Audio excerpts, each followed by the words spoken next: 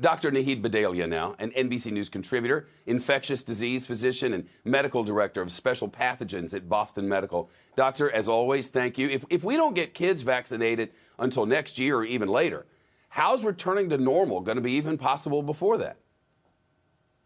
Good evening, Shep. Yeah, and that timeline is, I'm sure, sort of a shock for parents to hear. But one thing to keep in mind is that, when majority of the adults have been vaccinated, you're going to see the hospitalizations and deaths go down. And when a huge percentage of the adults have been vaccinated, which do make up majority of the population in the U.S., the transmission is going to go down. And so it may be that we may be able to return to some amount of normalcy with schooling, particularly with the guidance that the CDC has given, including ventilation, the masking, the distancing, to make schools actually safe enough for us to attain some sort of normalcy by fall semester. President Biden announced billions to help global COVID vaccine efforts. The United States is still struggling with the virus domestically. Why is it so important to concentrate on vaccinating the whole world right now? Yeah, Shep, the inequality is actually quite drastic. About 10 countries in the world have been given about 75% of the vaccine doses, and 130 countries have gotten no vaccines. That means I personally have gotten twice the number of vaccines that 130 countries combined have gotten.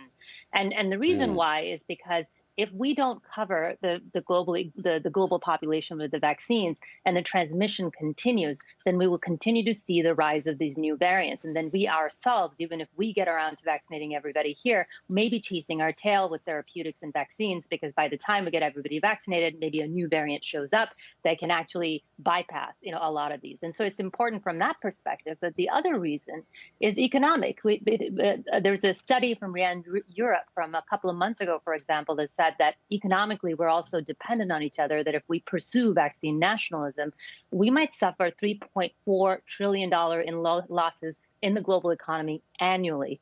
And that's not to say that it's not the right thing to do, because, if we vaccinate everybody else, then the health indicators, the education indicators everywhere, all the damage that this pandemic has done globally, we could help decrease that as well.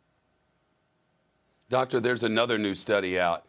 It shows more than 30% of COVID patients continue to have symptoms 6 months after infection. That it was a shocking thing to read about these COVID long haulers. Are we underestimating the long-term impact of COVID in the general population?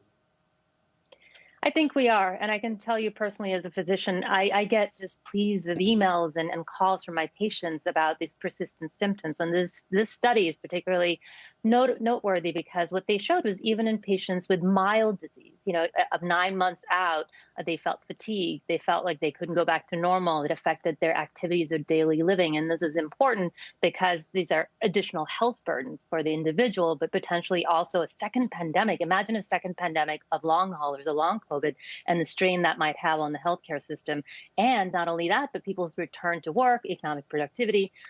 With the December COVID relief package, actually, the NIH was given $1.3 billion to study exactly this, to get a handle on what the scope of this study, scope of this manifestation of this disease are, but also to figure out how we prevent that.